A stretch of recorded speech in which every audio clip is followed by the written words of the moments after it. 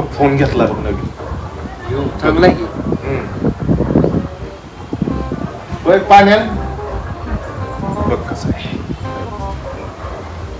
बस खाली. तुला सांगतो बायको म्हणजे काय असतं तुला सांगतो. परवा दिवशी गाडीवरनं गेलो, गाडीवरनं पडलो, तरी पण माझी बायको माझ्या संग. माझ्या अकाउंटमधनं 10 लाख रुपये गेले, तरी पण माझी बायको माझ्या संग.